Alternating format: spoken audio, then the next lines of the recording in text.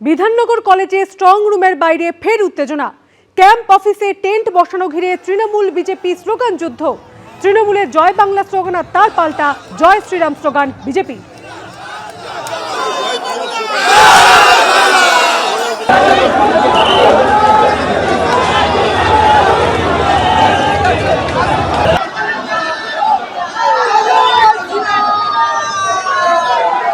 নির্বিঘ্নে ভোট গণনা করতে অতিরিক্ত অবজারভার নিয়োগ নির্বাচন কমিশনের। 165 জন নতুন কাউন্টিং অবজারভার ও 77 জন পুলিশ অবজারভার নিয়োগ করল। 165 বিধানসভার গণনা কেন্দ্রে কাউন্টিং অবজারভারদের মোতায়েন করা হবে। একাধিক গণনা কক্ষ রয়েছে, এমন গণনা কেন্দ্রে মোতায়েন করা হবে। গণনা কেন্দ্রের নিরাপত্তা জোরদার করতে মোতায়েন করা হবে অতিরিক্ত পুলিশ অবজারভারদের।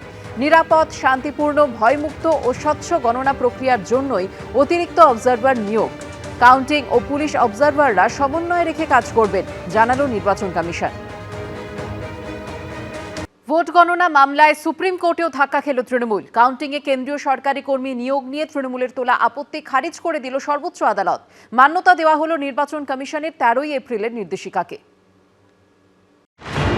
নির্বাচন কমিশনের দেওয়া 13 এপ্রিলের বিজ্ঞপ্তি অনুযায়ী তারা কাজ করবে। গণনায় কেন্দ্রীয় সরকারি কর্মীদের নিয়োগ নিয়ে তৃণমূলের করা মামলায় এমনটাই জানিয়ে দিল সুপ্রিম কোর্ট। রাজ্য ও কেন্দ্রীয় সরকারি কর্মীদের মধ্যে বিভাজন আসছে কোথা থেকে? শনিবারের শুনানিতে এই প্রশ্নও তুলেছে সুপ্রিম কোর্ট। ফলে গণনা মামলায় হাইকোর্টের পরে সুপ্রিম কোর্টেও বড় ধাক্কা খেল Trinamool.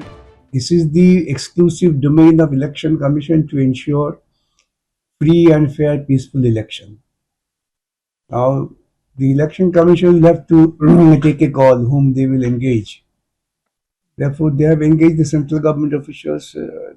There cannot be any basic ground to cause grievance of it. Supreme court ने कहा कि आप तो वहां सर्कुलर चैलेंज कर रहे थे, तो हमने कहा कि अब हम सर्कुलर नहीं चैलेंज कर रहे, हम तो कहते हैं कि उसको लागू करो। तो अब हमें उम्मीद है, और सुप्रीम कोर्ट ने ये कहा कि, और ये ऑर्डर है कि the election commission will follow the circular issued by them both in letter and spirit. সোমবার 294 বিধানসভা কেন্দ্রের গণনা হবে রাজ্যের 77টি কেন্দ্রে। সেখানে কাউন্টিং সুপারভাইজার ও কাউন্টিং অ্যাসিস্ট্যান্ট হিসেবে শুধুমাত্র কেন কেন্দ্রীয় সরকারি কর্মীদের নিয়োগ করা হবে, এই প্রশ্ন তুলে প্রথমে হাইকোর্টের দ্বারস্থ হয় তৃণমূল। কিন্তু সেই মামলা খারিজ করে দেয় কলকাতা হাইকোর্ট।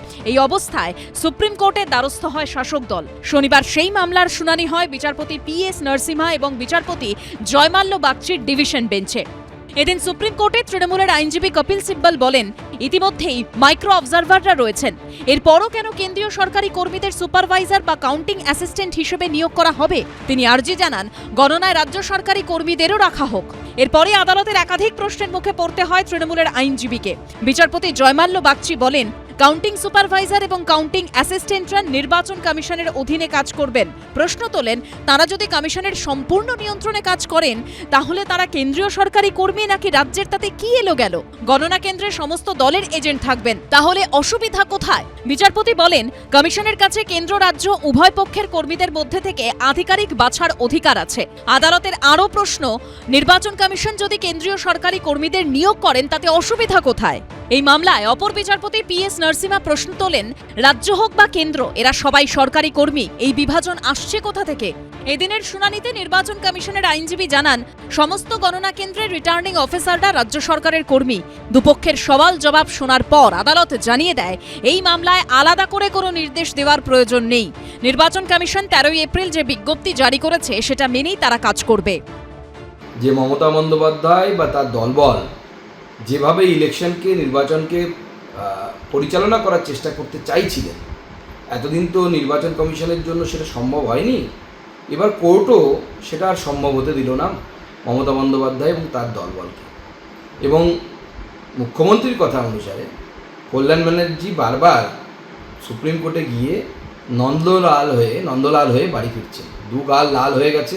আমরা তো চাই পুরো বিষয়টা স্বচ্ছ হোক, স্বচ্ছতা থাকুক, এবং প্রতিনিয়ত এই যে কাউন্টিংয়েতে এত মানুষ থাকে, কাউন্টিং এজেন্ট যেমন থাকে, সুপারভাইজার থাকে, ওখানে পোলিং 3 জন আধিকারিক থাকেন।